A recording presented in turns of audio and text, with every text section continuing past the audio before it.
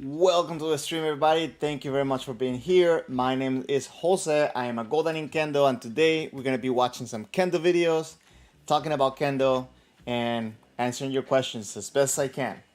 So let me know how you're doing today. If you're here, please let me know in the comments or just by hitting the like button. Really helps the stream to get pushed out some more people out there, and just lets me know that you're enjoying this as well. So guys, we're coming close to the Hachidan All Japan, I believe, right? I think I saw a post, things like in about 20 days. So I'm excited for that. And what more events are coming around our way? Let me know. I know the European Championship is also coming soon. And I'm going to try to see if I can do a stream while it's happening so we can watch it together. Which, by the way, if you haven't, normally what I do is I do a stream where you guys can join and we can talk about it live. And I do that through the Discord. So I'm going to put the link to the Discord. It should be coming up soon. Okay, now the bot activated. So let me just do it again. Let me see. There it is. So you guys can join the Discord server there. It's completely free. And that way you can, if I do a live stream during the European or any tournament like that, I like to do is I like to have people in a voice chat. So you guys can come in and give your thoughts and just be there while we do that. That being said, today the plan, I'm going to share a Shiai video, an Ippon collection. It's from Let's Kendo. So I'll actually put the link for that out in the chat as well, if you like to go watch it on your own as well. And let me put that here. Okay, today's video, okay.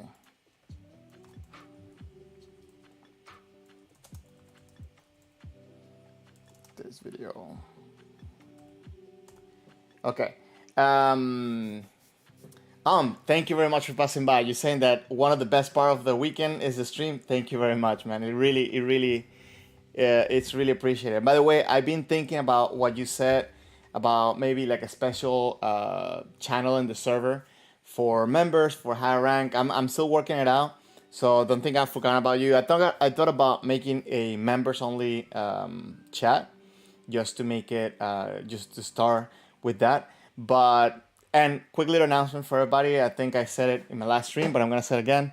I'll be going to Japan in a few weeks. So when I'm there, my plan is maybe do kind of like interviews or things to have people ask directly to senseis while we're there.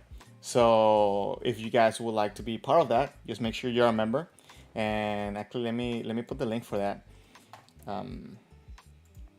out in the, because you were saying, like, have a place where we can talk about a little bit of the higher level stuff, and maybe for like higher ranks to start sharing their knowledge onto how to pass like the higher levels. So I think that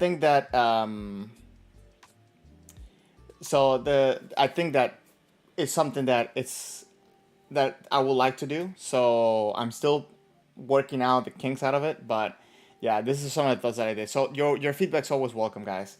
Guys, you're saying you don't know why, but the stream works fine on your MacBook. So, thank you guys for reminding me that. I had two people already tell me that the stream kind of lags for them while I'm streaming. I have another computer here playing along, trying to see if it's gonna lag. But if it's happening to you guys, let me know. I do have a MacBook, guys, so I don't know if it's maybe a PC thing. Back when I started, at first, I was doing the stream in YouTube and Twitch, and some people preferred Twitch because it wasn't lagging. I just don't know. Like, I haven't checked on that lag situation in a while, but because I haven't had anybody complain about it. But I started looking a little bit into it before I got into the stream, but I'll look deeper into it later. Shen, thank you very much for passing by. And Luis, always great to see your blogs. Thank you, my friend. Thank you very much for passing by. I hope you guys are doing well. Discipline. Jose, enjoy those Japanese dojos floor for you. Oh my God. Like, you know what? One of the places where I would like to practice is going to be in Shudokan in the Osaka Castle. And that floor is so slippery, so slippery. It's hard just being in Kamae. And I'm looking forward to it. It's definitely crazy to relearn to do kendo in that floor. And yeah, I'm excited. I'm excited to go practice it again. Also, I'll be trying to join some. I talked to George McCall from Kenshi 24/7, and I'll be meeting him as often as I can. He's a great resource, by the way, guys. If you haven't, check out his blogs and his books. His books are especially very good. Especially he has one on coaching.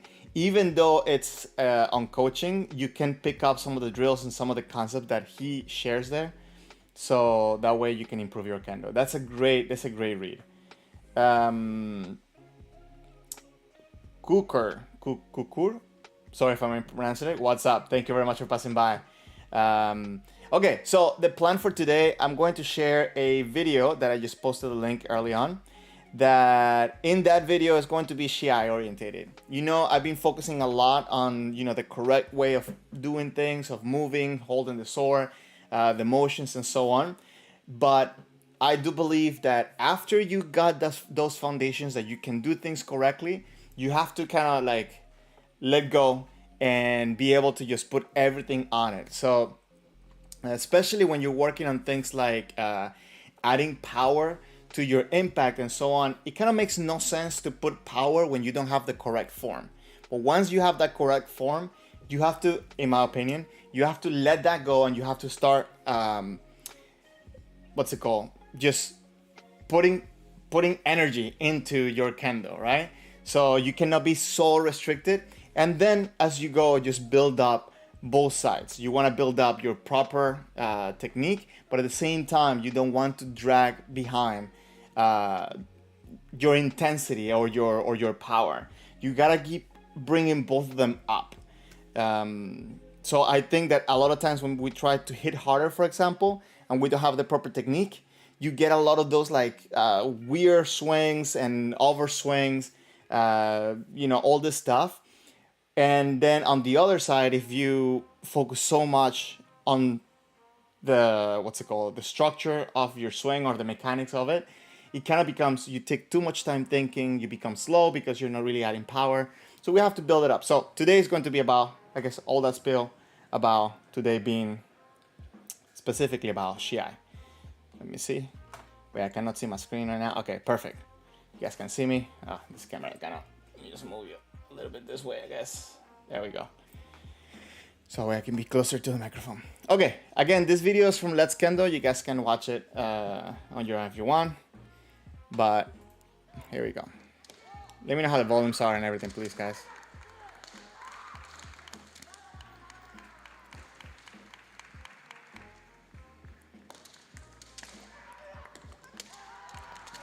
Oh, okay, okay. I think even though it wasn't an ippon, I think Yakudo, especially outside of Japan, I feel like it's very underused. I think this is a great opportunity for that Yakudo, right? I was talking to somebody this past week, and we were talking about the use of, covering up high, being considered hansoku, the possibility of that, and kind of not agreeing with that because, even if you cover up here and you try to be all defensive, there will always be an opening. And I think Yakudo solves that problem a lot. Very, very cool opportunity. Granted, the ippon went for the hikimen, and I love the continuity of it.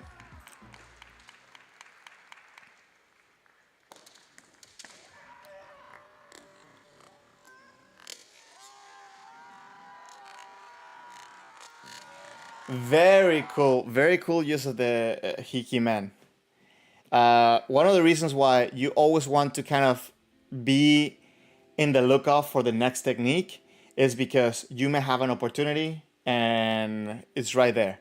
So you see, like, red waited for the moment where white kind of just put himself into a position. I think the mistake that white made is that he stopped. You see, he just stopped there. I think if he would have kept going with the momentum and at the same time twisting his body to be facing his opponent, I think that would have been enough for him to be safe. I don't think that the approach that white took after the Yakudo is good. Normally what I like to do is I like to either separate or go in. Funny enough, what's been happening lately for me for my Yakudo is that, let me see. I go in for the Yakudo, whatever, and then after I try to do kind of like Taatari and going out on this side. And for some reason, this is working nicely for me, that after that I go in here and I can do Hikimen. So I try to stay continuous with my technique. Not saying that it's always an ippon, or not saying that it always works, but this is something that I feel that if you get flat-footed after Yakudo, you're very exposed, as you can see here. And then after, oh, sorry, you guys were not watching that. Then after, you see, like, he got flat-footed. What I love about red right now is, again, he's not pushing his opponent off. I talked about it in a short that I posted last week, that when you push off, when you're in Tsuba Serie, is not to push your opponent away. A lot of it is more for you to be pushed off, to push yourself away from the opponent to get the right distance. It's a very, very cool approach. Okay, Chives, hey man, could you go train in the Philippines? We could really use your expertise. I would love to. I've never been in the Philippines. I've actually been wanting to go there. I heard you guys have great food. Yeah, if you contact me, we can organize that. I'm gonna be closer to you now. I don't consider myself to be like the expert. If anything, I could try to organize coming with a sensei or something like this. That would be a cool experience. I'm always trying to stay on the student side, but of course, sometimes I have to take in consideration that I may be the highest rank in the area, so I have to take responsibility. But yeah, I'll be so happy to visit you guys. What's the highest ranking person in the Philippines? Good question. So that's actually a good question. It, you gotta remember too. Let me just go into. I'm from Venezuela originally, and even though I'm living in the United States, I compete for the Venezuelan team. I am not registered to the U.S. Federation. I'm registered to the Venezuelan Federation, and we struggle a lot, especially with the situation in the country right now, to actually have exchange in the country with other kendoka that are above. I think I don't think I know the highest rank right now in Venezuela is Yondan, and I'm helping him prepare for his Goldan. But that's as high as we are, and then getting contact outside of Venezuela right now it's nearly impossible. So I can understand the struggle. So I will definitely, if I can help out, definitely. Discipline. Looked like Hoshiko got his hit because he stayed in front of his opponent after the Yakudo attempt. Discipline, 100%. That's what I was saying. That I think White, the mistake that he made is that the approach that he took after the Yakudo. Actually, I didn't look at the. I wasn't looking at the Zekken, so I didn't know it was Hoshiko. Good eye though. Thank you. Chives, high rank Kendoka. I think his name is Yamanishi. I'm not sure. I don't know him or her. I can't. That would be a good, yeah, man. But like I would love to go visit the Philippines. Okay. Again, I'm a big traveler and I love food. So if we can organize something, I will definitely help out as much as I can. Okay. And I think ideally I would like to come with a sensei that will share their experience in there. Okay, let's keep going with some ippongs.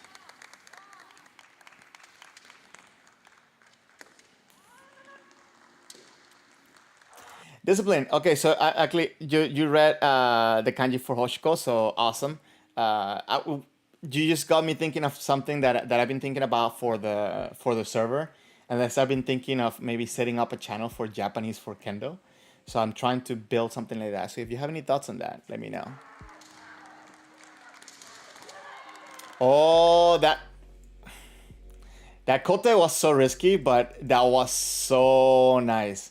So well executed. So well executed. Let's see this kote one more time.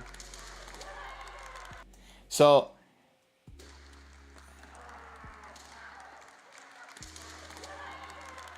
okay, and I like to kind of watch the ippons.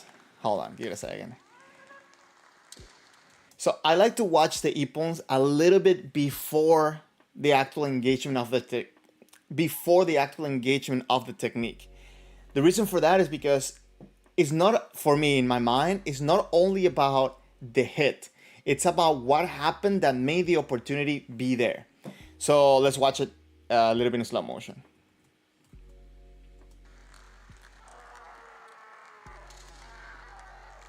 So as you can see, White is kind of starting to approach Red, and I think that's Hoshiko, right? Yeah. But he's not doing it too fast, right? He's not like running into it. So then he changes the tempo by moving a lot his sword and creating confusion into his opponent. Yeah, sorry.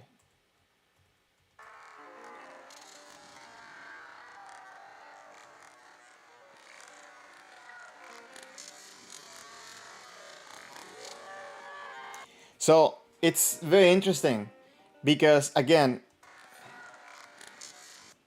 it's very interesting because you see a change of timing and a change of intensity, and because he didn't come with tension, because he didn't come in with tension, he was able to get more of an overreaction from his opponent.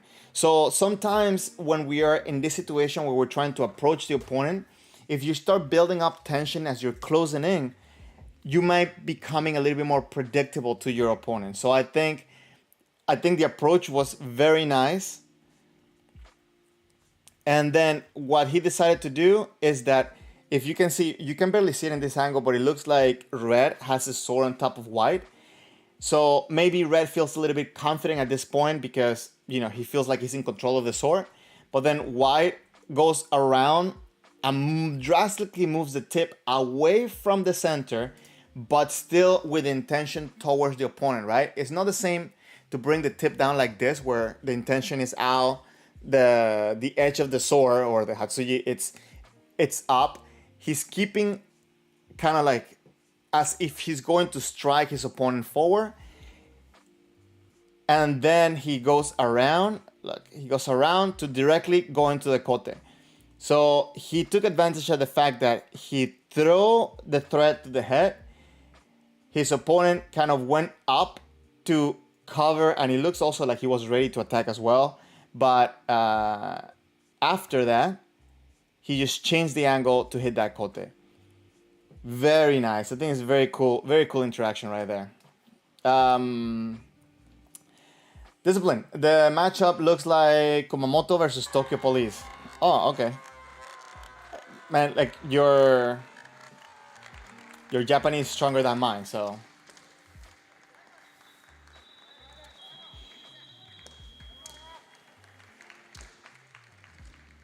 Oh, listen. As soon as I saw him lift up his hands, I knew he was coming in with that kote.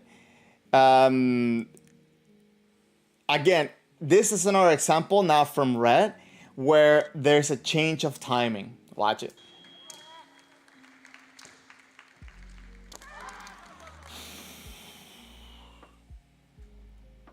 Okay, let's go a little bit slower.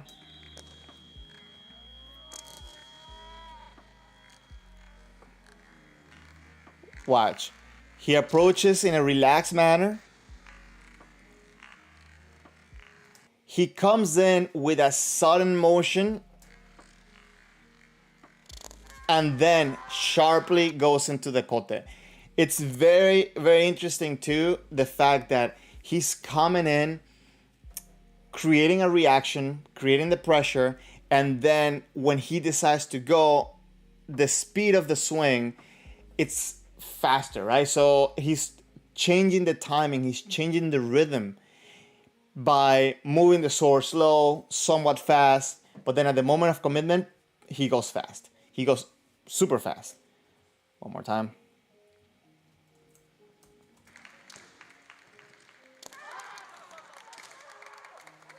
Very cool, very cool. Chav, if you may ask, what is my rank? I am Golden, so 5th dan.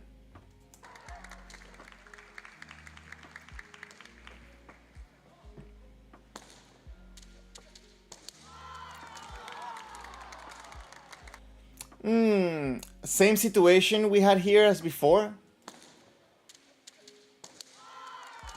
And again, White is just staying there, just chilling. Not good. Not good.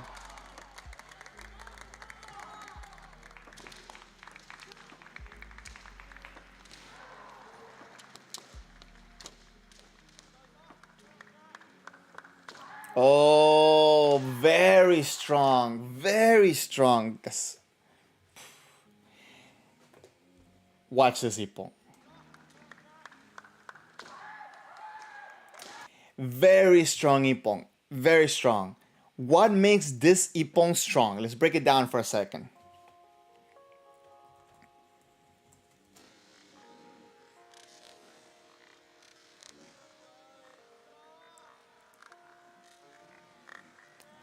So he's keeping the threat against his opponent. He's not really being too jumpy, right? So he has good grounding. When his opponent comes in so close that it threatens his safety, let's just call it that, he starts stepping back. Okay. I think we saw this from, I think normally we've seen this a lot from Hoshiko, actually. Funny enough that he fought in the previous match.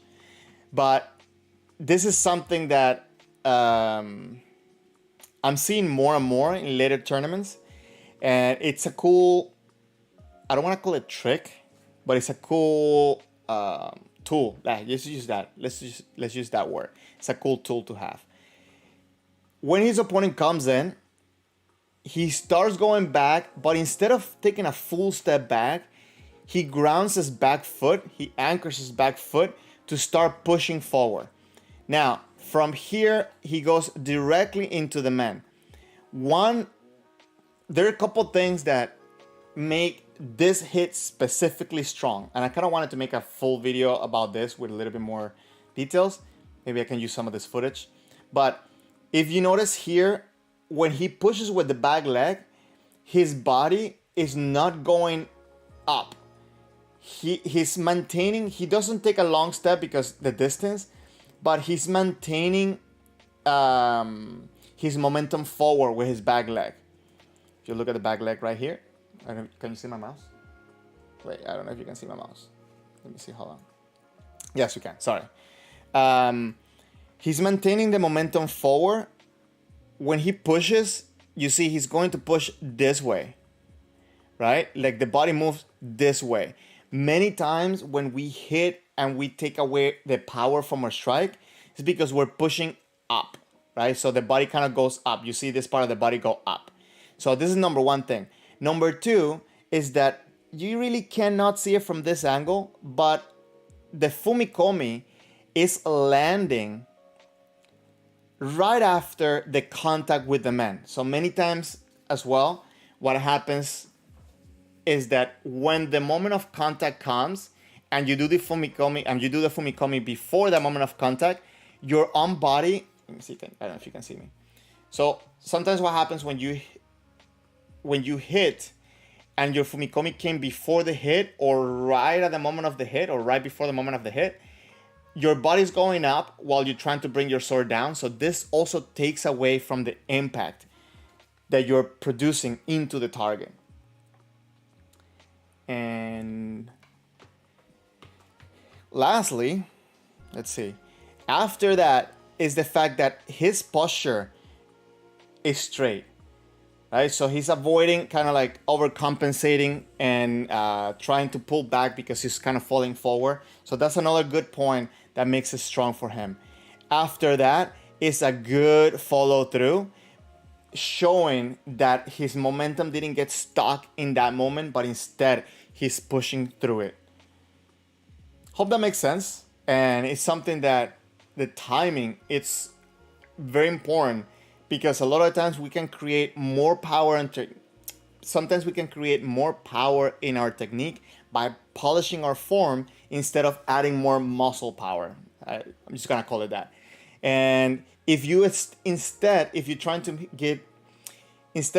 do a harder hit by adding more power from your muscles, a lot of the times you're actually gonna compromise your form and you're actually not gonna hit as hard, or maybe you're gonna put yourself at risk by maybe overswinging if you don't understand how to properly apply power into the mechanics of what you're doing. Hope that makes sense. Let me know in the comments. That's something that I think might be confusing for some people, but you know, I can try to find different ways of explaining it. Discipline, you said, could it be a fast and smaller Nuki man? What do you mean? What do you mean with that question? Sorry.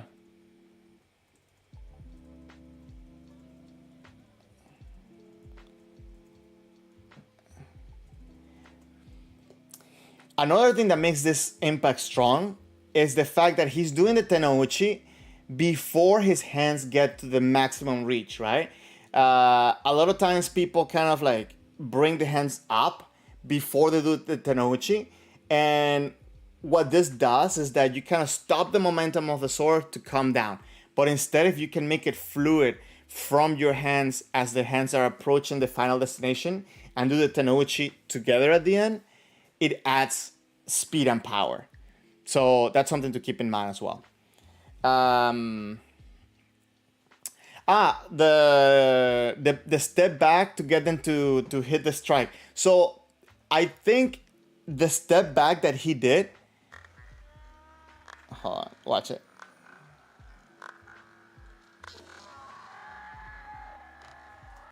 I think the step back, in a way, it could be Nukimen, but in a lot of the times, the way that it works or the way that it functions is that as they take the step back, the person attacking kind of hesitates because they say, oh, I need to readjust my distance. Or maybe the plan that I had didn't work, so I have to adjust. So this little moment is enough for the person to kind of, if they do it well, if they do it properly, to go back and forward while they are in this readjustment moment. So yes, I think you're right. It could be as Nuki Men. I think it's very similar concept as Nuki Men, but from a lot of tournaments that I've been watching, from a lot of videos you're gonna see out there, normally, most commonly, you don't see it functioning as a Nuki Men, but instead it functions as a moment for the attacker to kind of hesitate, and then the person doing the step back to take a step forward, taking the opportunity to strike at that precise moment. I would say try it, but yeah, don't go crazy on it. Follow your senses instruction, because I don't want you to get in the habit of going backwards, because again, he's not going backwards. He is readjusting the distance momentarily, he's not moving his body back. He's kind of just making it look like he's going to go back, but immediately pushing forward. Hope that makes sense. Okay.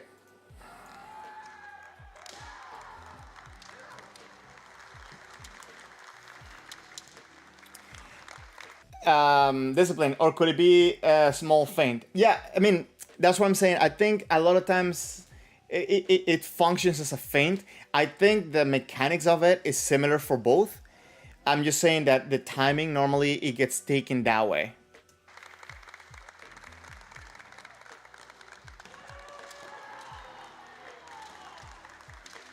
Nice, man. Nice opportunity for the man.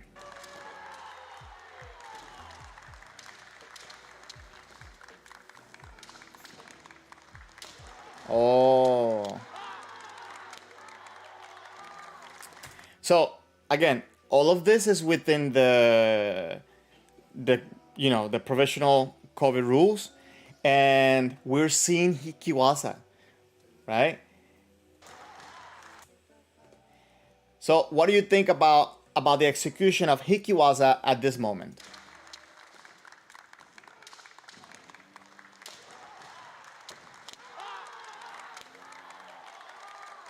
So would you consider this an ippon, or would you consider this hansoku, based on your understanding of the provisional COVID rules? The reason why I'm asking is because, to me, I would agree with the judges, because the tension wasn't gone. For what I'm seeing on the tournaments, like for what I saw this year's All Japan tournament, for example, it looked like there wasn't a Hansoku when the interaction was that both of them came into Taatari, and there was still kind of communication there before the Hikimen or the Hikiwaza.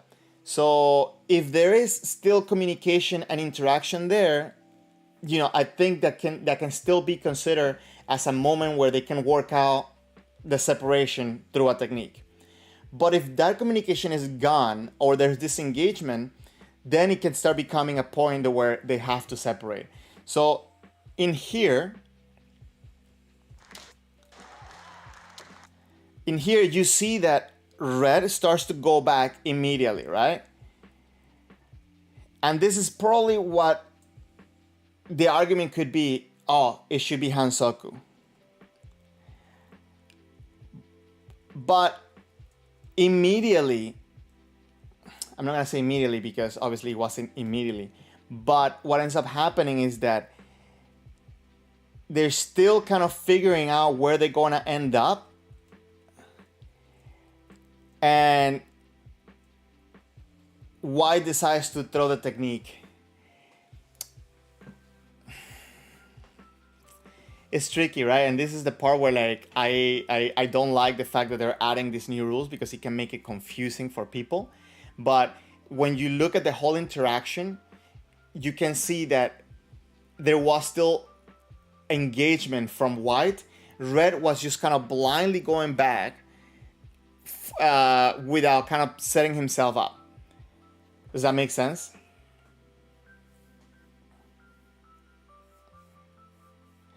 um, that's that's the main thing. Where here, White is still kind of like readjusting himself, and by the time where he's done readjusting himself, watch. Right, he came. Nah, maybe I should have gone like this. So he's getting his positioning.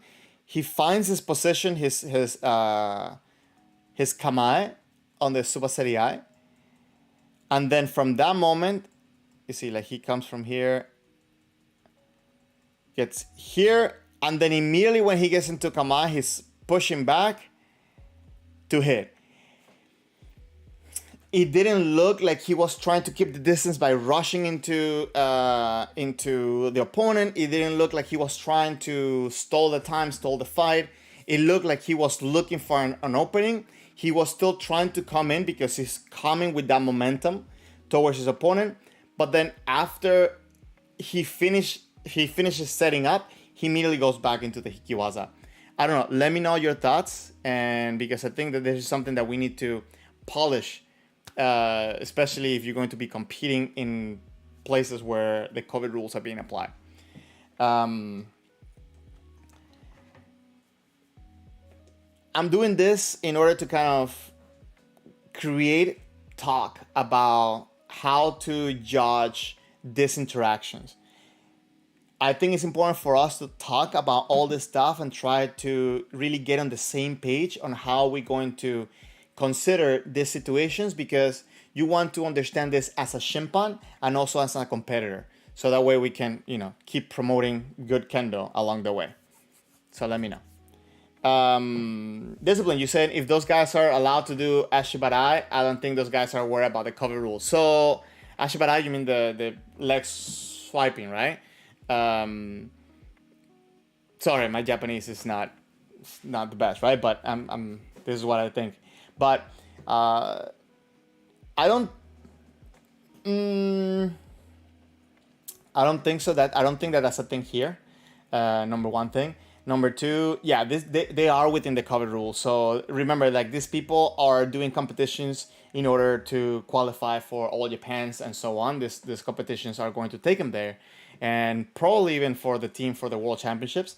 So even though that process is a little bit different, but I know results in competitions do matter, and they're trying to all fight within the same rules. So it's interesting to see how they're applying it, and this is why I'm taking a little bit of time on this specific interaction.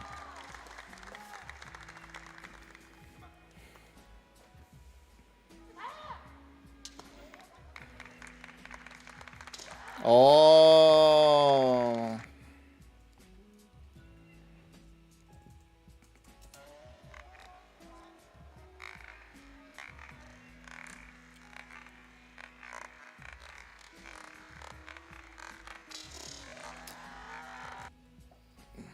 Correct me if I'm wrong, but I don't think there was contact on the man.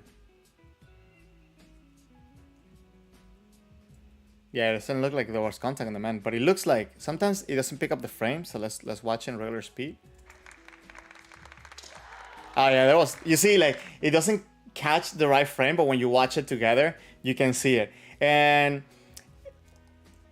this is something that I always notice in this type of competitions when there's a lot of times when you're in a fight and you do a motion and your opponent kind of blocks because of a threat you made, but you didn't mean to go there for a technique, it was just a threat.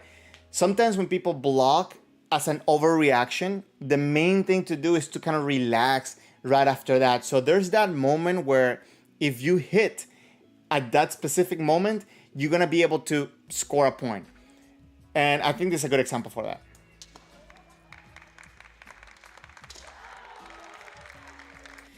So if you see it in slow motion,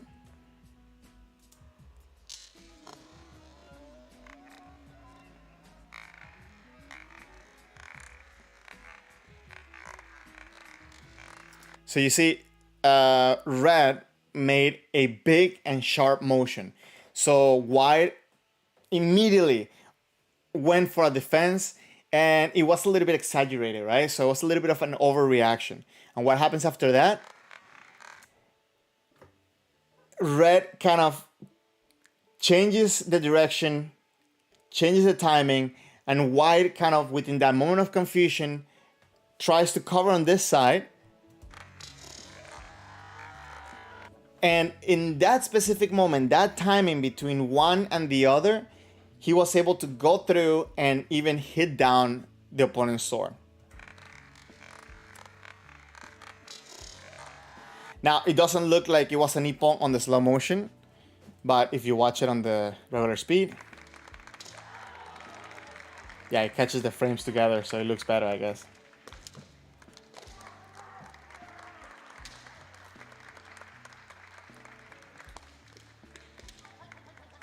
Oh.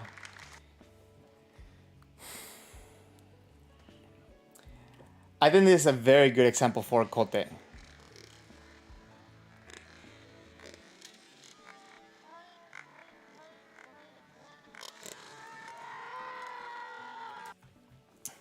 I think this is a good example to show that you have to be relaxed as you approach your opponent. If you create too much tension, you might miss an opportunity. So if you watch here, look at the approach. Hold on, let me go on regular speed.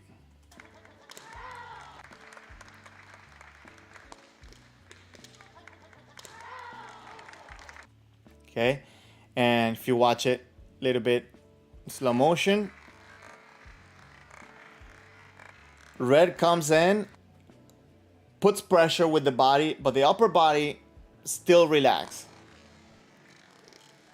He comes in with a motion, and this kind of functions as a way to not only give a threat to the opponent, but also kind of gauge where the opponent's at, where he's keeping himself safe with the distance, but at the same time kind of providing a threat, just kind of, let's just say, to test the waters.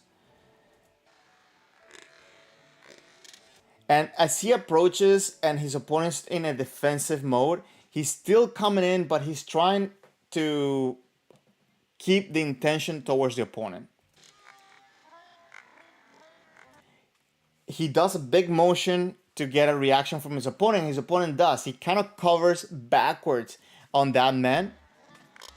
And because he had the hands right there, he's able to engage immediately from this position into a technique. Now, normally, for kote, you want to have your hands extended in front of you. But there are cases where you have a weird angle or weird distances where your kote might be down here. I would say I will add a little bit of a point here, a Kendo tip of the day. Avoid hitting your kote down if the kote of your opponent is in front of you. If it's in an awkward angle and up here and where you have to close the distance, it's okay to adapt, right? But this is not the desired position to hit kote, especially in Kihon. And I see this happening a lot, so that's why I'm mentioning it. So let me know how do you do your kote. Do you end up looking like this on your Kihon practice, or do you do them extended away from you and trying to go forward? Yeah.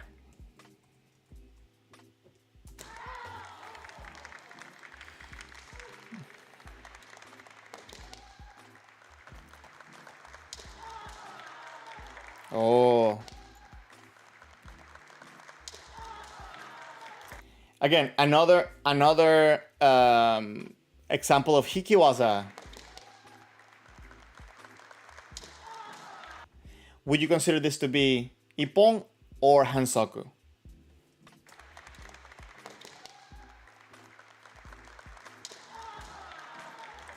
So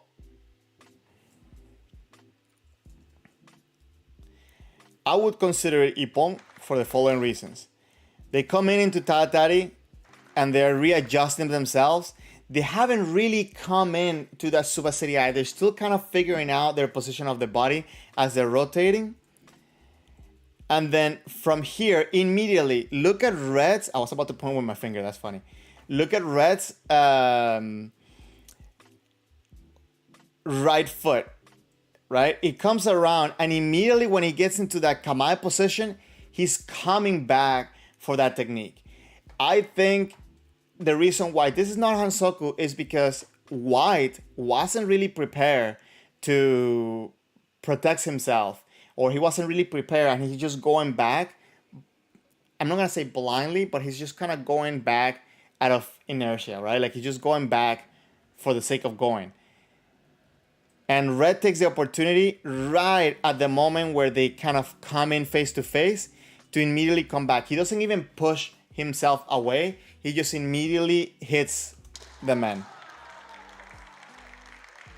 and gets an ippon.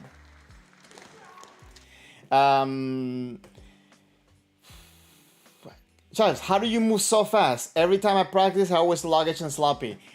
Footwork, footwork, footwork, footwork, and footwork. But okay, all jokes aside, there's many footwork drills that you can do to understand how to move in different directions, different lengths, short, fast, long. But you have to kind of break down all the motions that each leg is doing in order to understand how to move. And then you also have to understand how to do it without blocking yourself, because especially at the beginning, when people start practicing their footwork, they're restricted by the rules that we have of, like, I don't know, crossing the legs and so on, that it makes it a little bit more robotic, or maybe not even robotic, but like, you know, like, as you say, it's sluggish and clumsy. So it's understanding how to make the footwork natural. To me, Kendo footwork, breaking it down in my head, and maybe I should do a video about this, is very similar to sprinting, number one. Number two, about just jogging as well, right? And then on the other one, as dancing. So it's kind of like you're mixing these three, right, together. The walking we do in day-to-day life is very different than the walking that we do at the dojo, that we do in Kendo. So understanding the difference, I think, will help a lot too, because many times is that we're trying to fit our knowledge of footwork, or like our knowledge of the way we walk, into Kendo, and sometimes it doesn't work. So for example, and I guess I'm going on a tangent, but I'll tell you this, and I'll show it in this video actually, because since they're doing Hikiwasa, they're about to show it, so I don't have to be jumping in my room here. If you notice, look at the footwork. Wait, where's the... here. Okay, so I'm not going to talk about the footwork, the initial footwork here, because we can make a whole video about it. But from here on, look how it's happening. The forward foot is pushing back, and then the back foot is kind of scooping him backwards as well. So both feet are kind of just working together to continue the momentum. So especially you see it in this footwork, this step right here. The forward leg pushes back, and the back leg at the same time is kind of... It's actually very cool. Maybe I should make a video about this, but moving fast, it's about understanding how to make both legs work efficiently together. And here on the way backwards, you can see it. The forward leg is pushing back, and the back leg is kind of just scooping his body back. So at the same time, the forward leg is pushing, the other leg is kind of coming in to continue the momentum. Now, this is a topic that I think I talked about it on my last stream, but you want to be comfortable with the feeling of falling. On the way back, if you notice, he's kind of falling backwards, but instead of bringing his legs under him right here to kind of stop the fall, he's embracing that fall and also allowing the fact that he's creating momentum with the legs, but also catching himself to not fully fall, but using that feeling of falling to kind of accelerate his momentum. Then here, you know, he's gonna slow down. Why? because he feels safe, but he's also bringing the legs under his body. And then stop. Now, I talked about crossing the back legs, the rule of not crossing the back leg. If you notice here, you might notice that the back foot is flying in front of the forward foot. Okay, but they're not crossing. Why they're not crossing? Because what's happening is that the right leg and the left leg, the back leg right now, is pulling him backwards, moving him on different part of the floor, so the back leg kind of comes in at a parallel moment, but his legs, the quads, if you look at the quads, they're not crossing. He's not moving the legs like this. It's just that the foot is getting there, but he's trying to keep it where he's going to come back. So the reason why I say this is because sometimes we restrict our legs movement and we don't allow them to relax just by the fact that we are thinking that we cannot cross them. So you have to learn how to move with your legs relaxed when they're not working. That way they're ready to move for the next step. And then when he stops, look, he's jumping off the ground and then stopping himself. But how does he stop himself? Look at the body position.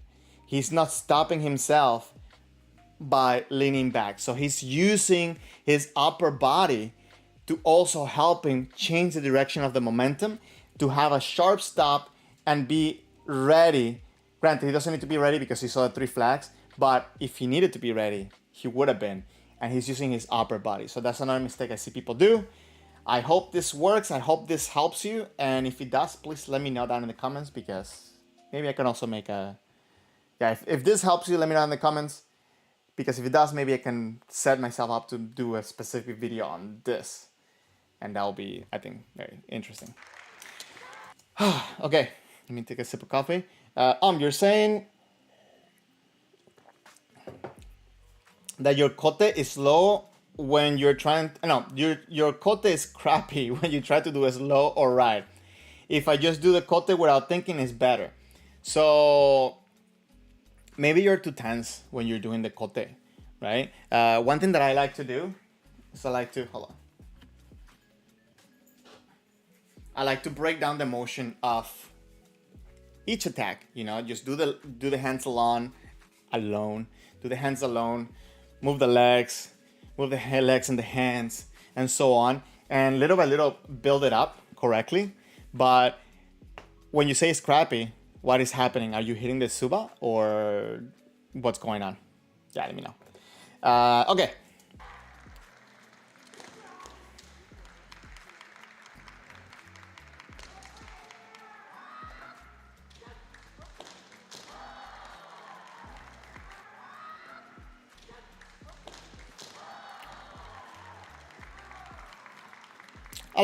I like. Very intense. Guys, if you are enjoying this, please, and if you haven't, hit the like button. It really helps this channel and these videos and streams get pushed out to more people. Sorry, didn't see that one.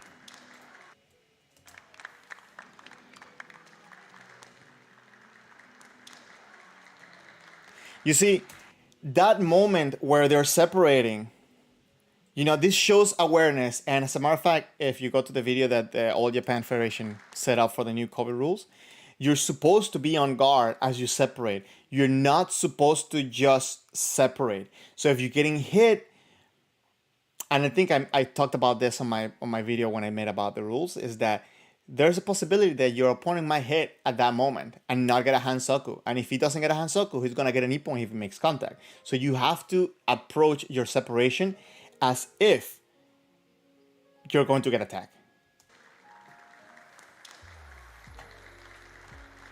And we're going to see a Jolan ippon. Oh, very nice, very nice, very nice.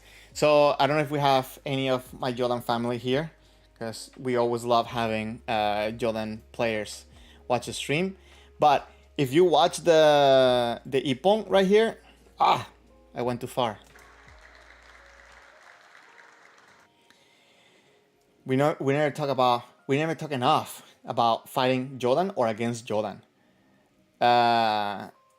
This is very, very cool. Look how he's doing. He's closing the distance, but immediately as he's closing the distance, he's engaging into the technique. Very, very nice. Another thing that I've been noticing with early Jordan, so people are trying to do Jordan that haven't really practiced enough, is that immediately when they throw the shinai from up here, they want to bring the right hand down, or sometimes they don't even bring it down, they just kind of like leave it flying out there, but they want to bring it down from this position. But if you look at this, he's almost swinging, he's swinging with both hands onto a certain point, and then using the left hand and the tenouchi to throw the hand forward. Okay, so it's not that you are bringing the hand down. You have to kind of let your body do the motion together, so that way you are what's the word? You're being fluid about it. So I don't know much about Jordan. I don't practice Jordan as my main kamae. But one thing that I've noticed that many people, when they're starting, they want to do is that they want to bring the hand down immediately. But instead, you should try to be fluid and almost like you're hitting with both hands to then bring naturally the right hand out of the way, rather than this. This is unnatural, right? You want to make it, as you're throwing the energy forward, as fluid and natural as possible. And you can see it right here. Right? Watch. See, the hands is coming with it and then comes down, rather than from here straight down. Very nice ippon. You're saying crappy, you hit the suba, miss, or hit too hard. Oh, another Jordan ippon, so let me stop it for a second. I will try breaking down like I said. Okay, so quick thing. So if you're hitting suba, and again, I'm talking, without really seeing it, so I cannot really say that this is what's happening. But a lot of times, the most common problem that I see people have with the kote is that they worry too much about their opponent's shinai, right? So number one, they go around, and when they go around in a circle. When they hit kind of like in this angle. So you're always gonna hit suba. But if instead you're trying to stay here and then come in on top of the opponent's kote, right? So if the shinai is like this, come in here, you come in here and then hit the kote on top rather than this angle, right? You're gonna hit the suba, but here you're gonna hit it with the tip, and you're gonna get on top of the shinai, top of the suba. So this is something that I see normally happening, that people kind of go in from here, from underneath. But if you go from the top, you can hit the suba if you hit the wrong distance. But if you come in just naturally here, and of course, sorry, when you're before the kote, of course there have to be an opening. So it's not like you kind of come in and the person is just gonna leave the kote there. You have to feel the pressure, and then when you lift up for the kote, they open up just enough, and this is enough for you to get the kote. Let me see if I can. Oh, I have like a little stool here. Maybe I can use that. Sorry. Okay. Ha. So you see, like if my kamae is here, okay, it's going to be really hard for the shinai to come in here. But if I'm here, all I need to do is just this, and this just makes it so much easier, so much more open for you to hit that kote. Hope that makes sense. There's something I guess is better shown than just told. Sorry. Sorry. Discipline. Usually in Jordan, you flick with the right hand to have a fast release and swing. Yeah, and there's That's another, I think, bad habit that people have. And not the flick. Sorry, hold on. Thinking from my head.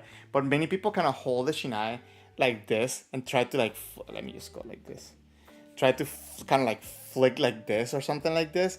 I don't agree with this. And as a matter of fact, I met someone that competed college level in Japan that does Jodan, and told me that no, this is not a thing. Especially if you're going to have opportunity to do other techniques, you want to have a good hold on the shinai. Sometimes they open up a little bit because they're going to release it, but they want to have the ability to hold it, because if you're going to do, for example, morotekote or bring the sword down and so on, you want to have that opportunity without the risk of kind of like missing it, right? Or having the wrong grip, so you're not going to have good tenouchi. But ideally, the flick thing, I can understand. And the way I see it is that sometimes as you're coming down here with the hands, you kind of pull with your left. And this is enough to kind of push. I'm not going to say you push off, right? But you kind of use it as a support point where the sword kind of just creates more energy using the right hand slightly. But again, it's not down here. It's just slightly here. But again, do not quote me on this. I am not a Jodan player. I'm just kind of repeating. I'm repeating what I understood, what I was told about the mechanics of Jodan. So don't believe me. Maybe I need to get another Jodan interview here so we can talk more about this. Whew. Okay, another Jodan Ippon, of course. Let's get it. Oh, I don't know if it's Jodan Ippon, another Jodan interaction. Oh, if that guy was a nail, it would have been nailed down.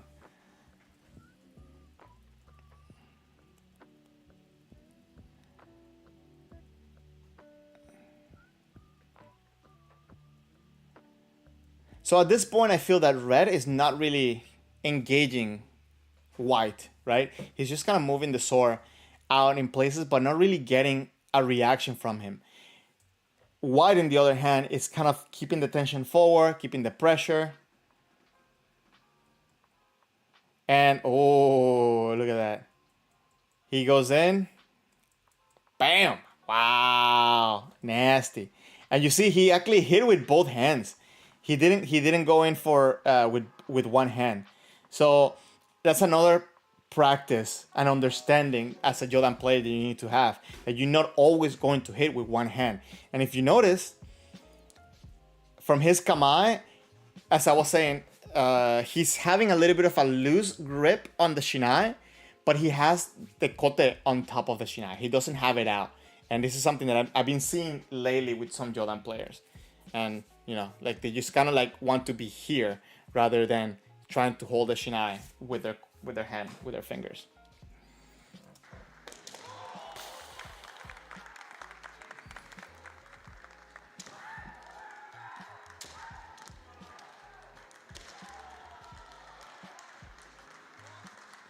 Oh.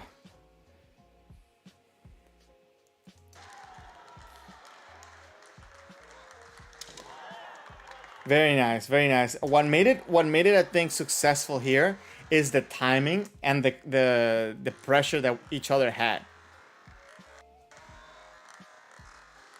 You see, red kind of came in with this random threat, right? But like, it wasn't really anything where he was kind of engaging with his opponent. So sometimes you get an ippon, sometimes you get an opportunity for an ippon because you made the opportunity. But sometimes the opportunity presents itself by your opponent making a mistake. And I think this is a good example of that.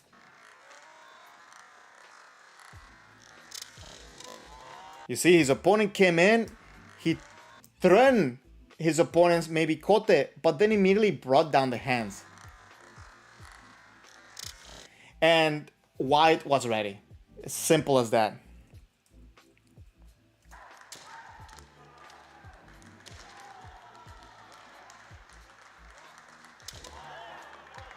He was just ready.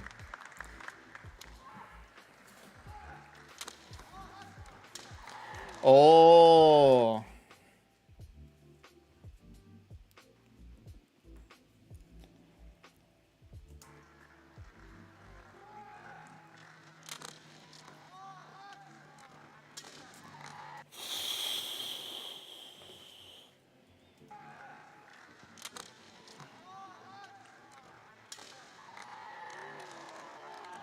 Very nice, Ippon.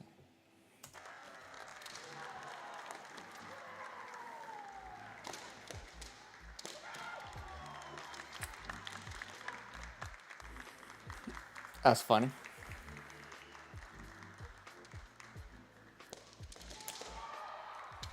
Wait, is this Kunitomo? Uh, that's Kunitomo, right? Discipline. You're better at kanji. Is this Kunitomo from Fukuoka? Okay, if you guys don't know this, Kunitomo is one of my favorite kanji.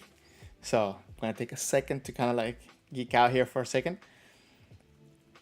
I really love his kamae. This is one thing that it always draws my eyes into, and maybe that's why I decided to go and look at the name. But look how he. So sometimes when you're in tournament, we don't get to see a lot of the kind of elements that we practice so much for testing, for example, right? Like putting pressure and so on. A lot of the times ends up being feints or just speed and force. But it's really cool to see the application of different things that we are daily training at the dojo into a shiai. And I think Kunitomo does that here very well.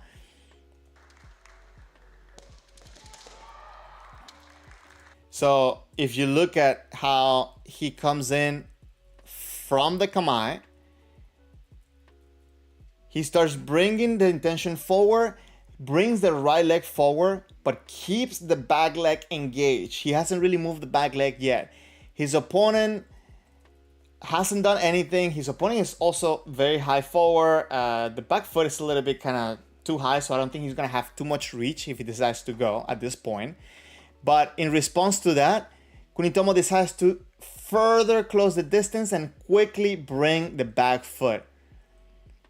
Immediately, his opponent decides to go in because he was so on edge. I think, I'm assuming. He was so on edge that he decides to just immediately go for that man. And Kunitomo, since he came with stability, he's able to adapt and execute his Kaeshido. I don't know if you guys saw the video that I made Kaeshido. I don't know if you guys saw the video that I posted for Kaeshido this week, but one thing that I mentioned in that video is that you want to catch the opponent's man away from your body as far as possible.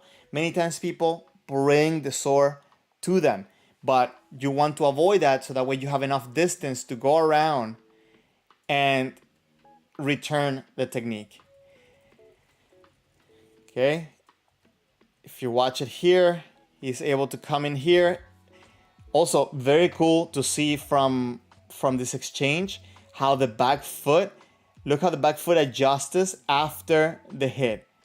The heel just kind of turns slightly, so he's pushing forward and going through with the technique.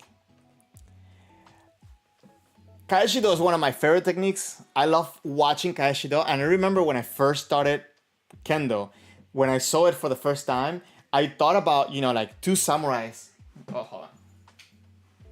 Two samurais facing each other, and then one of them attacking, and at the very last second, the other samurai will come and deflect and attack. It's just such a cool visual technique, but it's also very effective. And I think this is very cool show of that in tournament. That being said, the use of his body to create the opponent's when I mentioned in that last video that I made about Kaeshido that you have to make the opponent commit to a technique. And I think Kunitomo does it very well here. He closes the distance and he takes advantage to the fact that his opponent kind of was on edge to go in for that technique. So very cool. I really love it. John or Jun, sorry, excuse me, my accent is horrible, so I'm sorry if I'm saying it wrong. Park. So if you don't mind, I'm gonna call you Park. Hello, you are third Q in America currently. You enjoy my videos. Thank you very much. Really appreciate you. You have a question about how to fight opponents who taller than you. That's actually a very common question. That's awesome. I'll talk about it in a second. They seem to have the advantage if you're shorter. You try to close in the distance and go for kote or do, but you still get hit often in men. Okay. And Claudia, you also need help. So let me answer Park for a second, because this is a common question. I think that can help a lot of people. There is an article. If you're in the Discord server, actually let me put the Discord. The Discord server. I don't know if I put that in the Discord server's resource tab, or if you don't have Discord, you can message me and I'll try to find a way to maybe email me or something to send you a link. Or WhatsApp. Not WhatsApp. Instagram. Yeah, on Instagram I can send you a link too. But if you in that article, it's from Chiba Sensei, and he talks about fighting different styles of an opponent, and everybody has an advantage and everybody has a disadvantage. It's just knowing them and how to apply them. So as you say, you have to close the distance, especially, for example, if you're in a tournament and you are behind on 1 point, you are going to have to be the one closing the distance. What that does is that it allows your opponent to kind of anticipate the fact that you're coming and then attack you as you do. And especially if you get stuck on doing techniques like kote and do, then you kind of letting them know that you're not committed to coming for the man.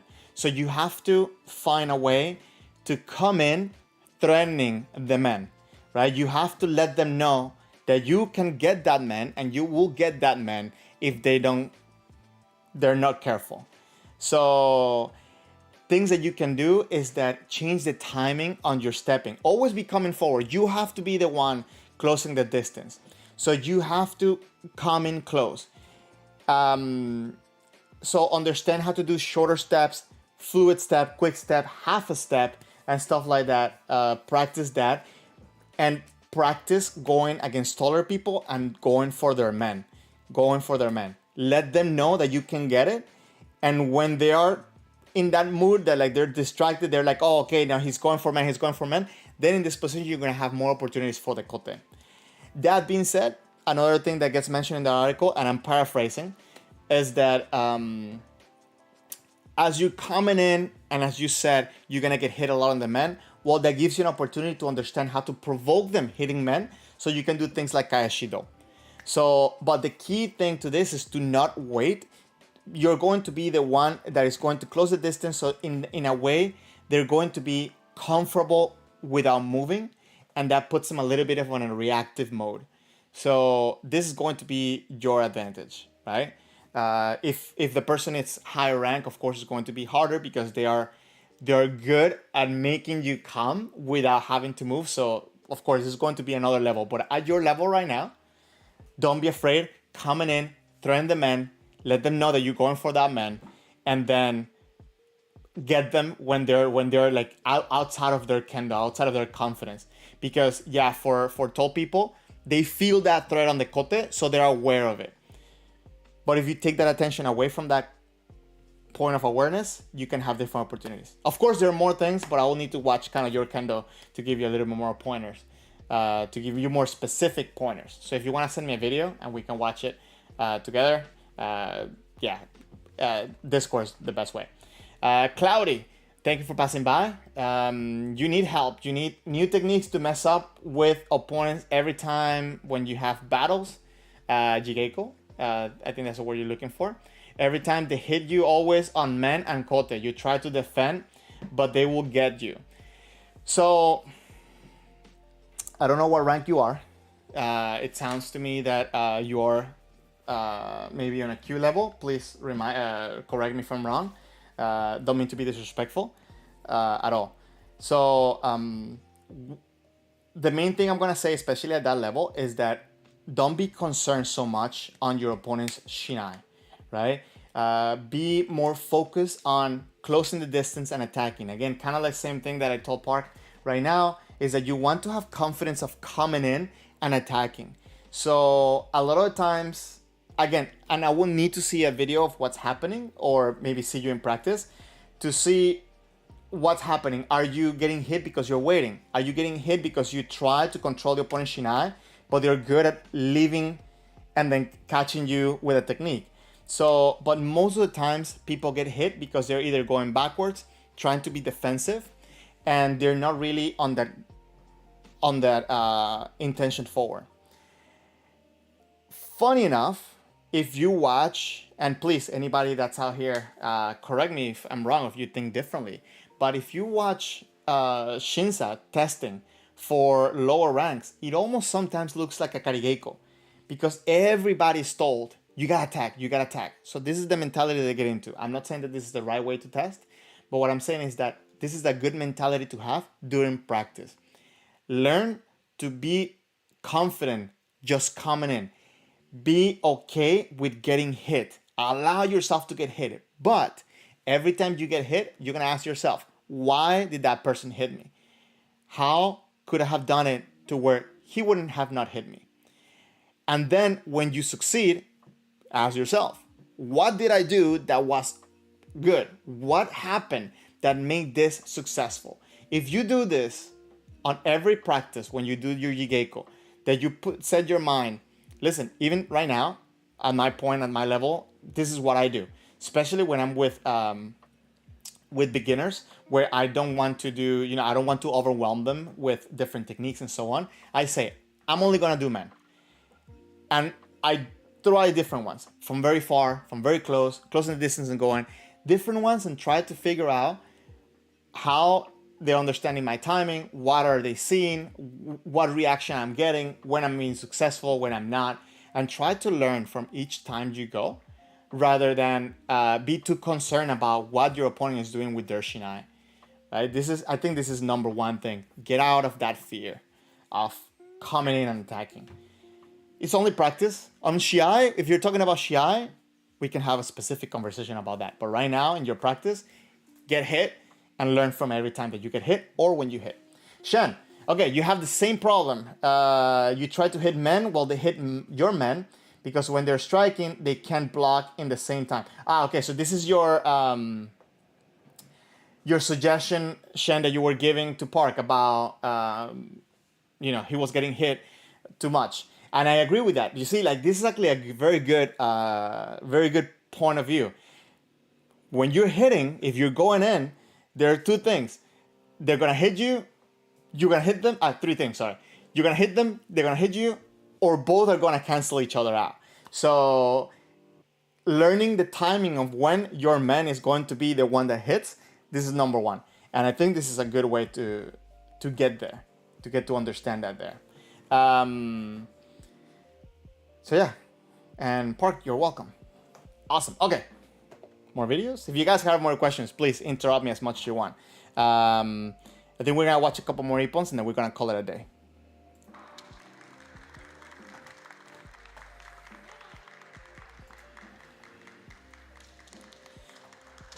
Oh, very nice. Hold on. Let's watch that one more time.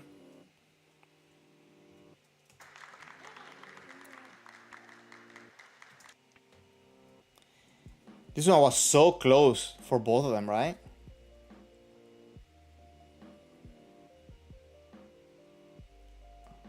That kote came in so close, but obviously that man was good enough to go in. It's so hard to hit that kote in such an awkward angle.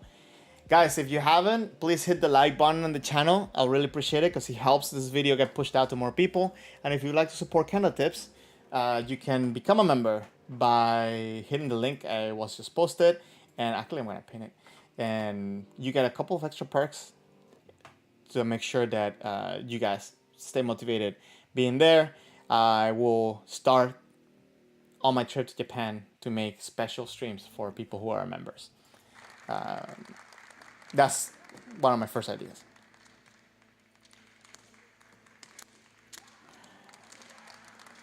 So a lot of times when we are coming into a technique, we tense up and we take our intention away from the opponent. My suggestion, and Park and Cloudy, Shen, everybody, I think this all relate to the conversation that we were having, is that as you're coming in to attack your opponent, you always want to try to make it where whatever you do, your sword is going to end up on your opponent. So if you look at red right here, he comes in, he's covering, right? But he's keeping the tip towards the opponent. So when he sees an opening, you'll see, when he sees an opening, it's very easy for him to readjust, to come in, to do a technique.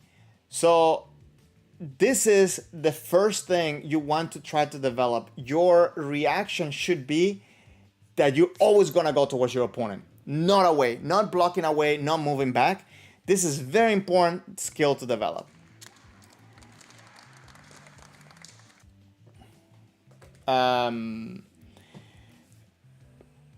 Chives, when will the next stream be? It's going to be next Saturday, but I think next Saturday will probably be, there might be a break for a week. Maybe I will try to stream during the week because I don't know how good my connection is going to be because I'll be traveling to Japan. So while I'm there, I am going to try to stream as often as possible, but I don't know the schedule yet. And the time might change. I'll try to keep it as, what time is in Japan right now? Hold on. So right now it's 2 a.m. in Japan. I'm normally awake at this time, but depending on training, I don't know if I'll be awake at this time if I have Asageko. So I may move it a little bit earlier, or maybe find another day to do it a little bit later. We'll figure it out. Okay, but don't worry, I'll keep streaming. Don't worry. Cloudy, you say thanks and you have a question. Your opponent always jumps. I think we want to do Fumikomi, and last time when we had battles, he jumped and hit my elbow, and now you have a bruise. Is it right to do? He jumped.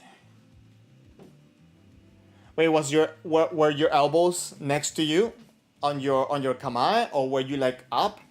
So ideally you don't want to, and especially when you're beginners, guys, you don't want to do any crazy techniques, because you don't want to do crazy techniques and you don't want to attack blindly, because you don't want to hit people in the wrong places. Like the elbow is one of them. A lot of the times when you're in kamae, like if you're the sensei of the class and you're in kamae, you're trying to give a good opening for the men, and sometimes the student just goes and blab and tries to hit you in the do. Yeah, they hurt a lot. Getting hit in the elbow is a lot. Be careful. Sometimes when I have a student that gets hit a lot, often there, I'll tell them to wear like some extra protection. Sometimes beginners, they tend to do kind of like this type of motions, and sometimes with the swords coming down, they hit the elbows too here. So I tell them in this case, wear something while you get this habit out of your system. But yeah, try to make sure that you kind of keep yourself protected by keeping your hands behind your shinai, your arms behind your shinai, and try to keep a good distance and anticipate where your opponent is going. If your opponent is doing crazy stuff, like just going randomly for a do, maybe let them know. It's like, hey, bro, like, what are you doing there? But you want to try to also bring that attention to your sensei, so he can also look at the person doing it and tell them, like, listen, let's figure out a better way of doing this. Because not only you want to be safe, but you also want their kendo to get better, right? So a lot of this stuff is like, hey, listen, I'm getting hit a lot here. Sometimes I will even tell the students, hey, listen, with this person, don't do do, because he or she it's having an injury right now. It's not okay. Or don't do this, avoid doing that, just to make sure that the both sides kind of grow up together. Does that make sense, But again, if you can explain to me a little bit better what you mean by jumping, that will be helpful. Pascal, thank you very much for passing by. Chives, you're welcome. Brock, how do you try to loosen up during Jigeko and relax? Your sensei has always said loosen up after each practice, and I said I can be faster, but I don't know how to relax in upper body area. This is actually a very good question. Love that question. Guys, okay, so I don't know if you notice, I'm sure many people that watch my stream often notice that I put a new thumbnail and I guess change the title too. So I guess it's good because this is kind of one of the things that I want to do this for people to ask their questions and try to, for us to grow together. Anyways, let me see, I cannot see my screen fully. Okay, what I'm gonna do is I'm gonna stand on my stool again. One thing that maybe it's too big. One thing that, my cleaning cloth here, okay, cool. When I was in Japan, when I was in practice at universities, there were one university I particularly went to that two of the kids will do something very specifically when they felt like they were being tense. And I went to school for music therapy, and this is actually a technique that I learned during music therapy, so I'm gonna call it this. And it's called progressive muscle relaxation, right? Where like you tense up the muscles and then you like progressively move along the way to tense and relax.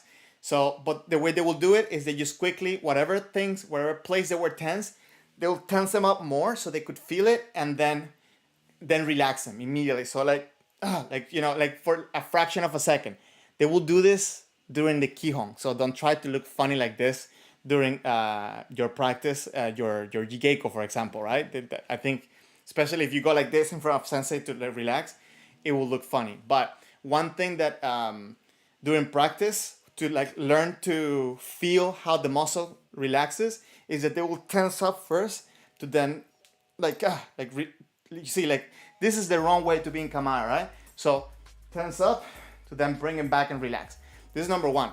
Number two is understanding where you should have your tension. So for example, my left hand, you want to have your tension right here, and these three fingers to not be tense, but instead relax. So I'm trying to keep my tension, my kamae here, but everything up here, move it loosely, right? And this whole thing about moving a lot, being jumpy a lot, people think that this relaxes them, but actually it doesn't. It makes it more predictable when you're going to attack. So instead you should try to be in kamae. And this is something that I would recommend you to do alone at your house, to try to figure out the right places. Is, like try to be in kamae where you can have your tip, forward and be able to move, but at the same time, not feeling like you're doing this. So if you can move like this, keeping the tension here and a little bit of tension here on these fingers as you move, and then be able to like kind of move your hands, right? As you're going around, doing different motions, I'm sorry, I have like the microphone here. So kind of do different movements where you can move the sword around and along with your body. That helps a lot. Another thing that I do is I try to be conscious of bringing my shoulders back and down and just bring my hands together forward. I don't know if you guys heard that because I was talking that way and the microphone is here, but just kind of like bring the shoulders back, down, and then just bring my hands forward and try to just make it from this position here, avoiding this. When you do suburi, you want to end up there, not here. You want to end up with your arms not tense up here. So, maybe I should make a video about that. It'll be tense. If you guys, that will be tense, that's funny. If you guys send me a video or maybe even like a picture of what it looks like for you when you're tense, maybe I can do specific things. Because again, you're talking about tension, upper body, but you may have different problems. Another problem that I see people have, because guys, and this is something that happens a lot at the dojo, when you're the instructor, sometimes you tell something because you have to tell them, but you're not you cannot give them enough information because you also have to tell something to somebody else. And so sometimes information comes in like fragmented, and or maybe we just don't understand it fully. So we need to ask more questions, because my question will be, oh, okay, I'm tense. Where am I tense? Right? And where am I tense? Where should I be tense? Where should I be relaxed? When should I be tense? When should I be relaxed? So, like all these little things matter on what is it that you're trying to develop and how you're trying to develop your kendo. So another thing that happens is people like, they tense the elbow, but along with the elbow, they tense one shoulder. Or the other way around. They're trying to, when I tell them to like bring the tip down, for example, instead of doing this, they will do like this. So little things like this make a big difference. So if you can be more specific, you can also contact me through the Discord and we can talk about that. Brooke, actually, Cloudy, thanks again. Okay, you're welcome. And that's what I'm here for, guys. Brooke, thank you. Currently EQ, by the way, and testing for Shodan soon. Awesome. So I was talking about the whole thing about attacking, right? To one of your questions. Especially for Shodan, you want to show that you can understand when there's an opening. So right now, the way that I'm helping the people at my dojo training is that I'm trying to get them to attack when the opponent is starting to move. So trying to get away from that fear of attacking and just going at that opportunity. Try to identify when is the opportunity to attack instead of just going. But always have that forward mentality. I'm going to attack rather than I'm going to block. I'm going to go backwards. Okay, hope that makes sense. Sorry, I brain farted for a second there. Okay, guys, let's watch this last ippon.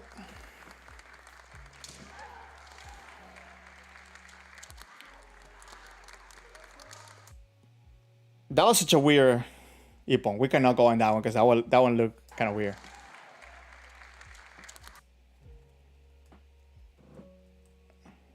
Nonetheless, it was cool. Again, another. Can I make it like a better resolution? Hold on. What resolution do I have? Why is it so low? Oh, sorry guys. This resolution is so bad. Okay. So here, if you look at the intention that red has, again, the sword is towards the opponent. He's going backwards, yes. But when he sees that opportunity, immediately, he just very sharply and very small, he tenouchis into the opening right there. And this is another example.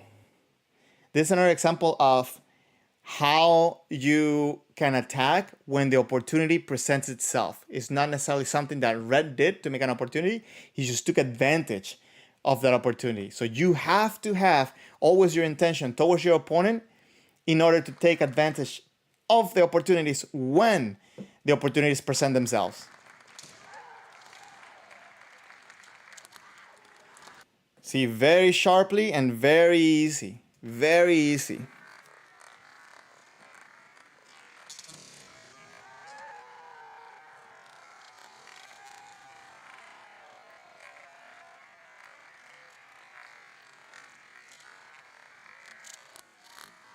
You have to get good tenouchi to be able to get that point with that little upswing to count as an ippon. So that's another thing, guys, that we need to practice and we need to make sure that we have.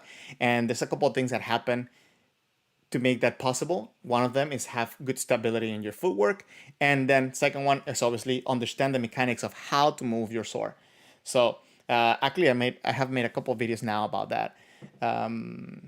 That will be good for you guys to kind of like start analyzing, watching, and then let me know if you need some complementary information about that. Okay, we have to go out with one more ippon. By the way, guys, I noticed that I'm having a couple of people, a little bit more than normal, that I've been having on my streams here. Thank you very much for everybody that's here. If you could, please share this channel with people that are interested in Kendo, or people even if they don't do Kendo and they are kind of like looking about what Kendo is. Really helps the channel, and it will be a big help to get this videos out there and Kendo to be a little bit more popular out there. Okay, we're going out on a Jodan Ippon, hopefully.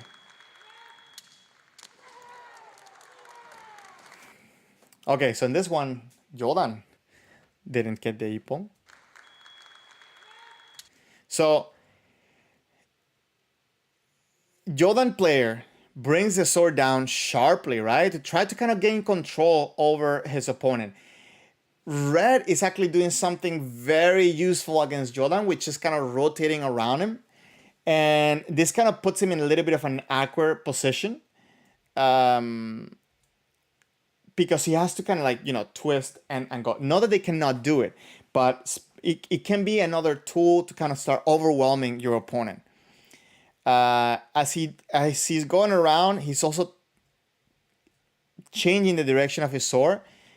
Okay, sometimes this gets so slow. Hold on, let me just play it. Changing the direction of his sword. If you look at that.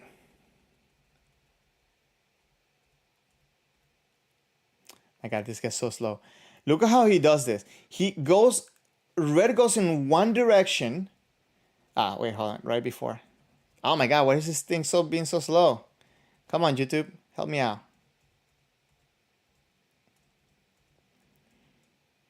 Okay, so if you look at from here, let me go slow motion. He kind of goes one side and then goes into the technique, right? I'm not saying that this is what made the opening. What I'm saying here is that it makes sense that he was able to get the point because it made it the right timing for him to come in for that man. If you notice, he came in one opportunity. He kind of came in first. He made it look like he was gonna come in first, and this made White bring the hands down. If he would have attacked at that point, White would have been able to receive the hit and just knock it out of the way, and with that motion bring the sword down. But instead, it was enough for him to initiate the motion, so he had the space to come in for the man. I hope that makes sense.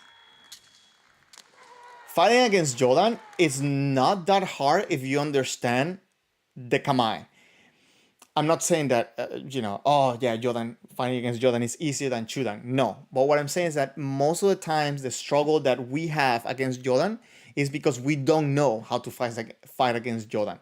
But if you had the same experience as you do with Chudan, I'm sure that, you will feel that, okay, it's not something out of this world, right? And some people will argue that it's actually easier to fight against Jodan than Chudan because there's no that many Jodan players out in as champion in the All Japan. Ash, thank you for becoming a member, man. I really appreciate it. Thank you very much. It really helps out the channel. And again, everything that gets put on here, it gets everything that gets share from you guys, it gets put back into the stream to keep bringing you guys good stuff. So hopefully I can keep doing that, especially now that I'm going to Japan. I think that you guys are going to enjoy a lot of the adventures that I'm going to be getting myself into. Ash, no, man, you shouldn't. It's okay. Thank you very much. Shen, you said you do the same thing when Jodan players come down for your men.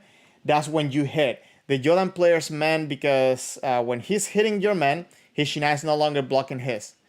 His Shinai is no longer blocking yours. I think that's what you meant to say. Yes, and there's it's crazy, right? Because people see that Jodan hits are much faster, right? Because they're coming in with both hands. They're coming from up top. They're coming with, as a matter of fact, they're coming in being pulled by this muscles right here, and that helps a lot create the speed. So a good Jodan player it's very fast once they decide to attack.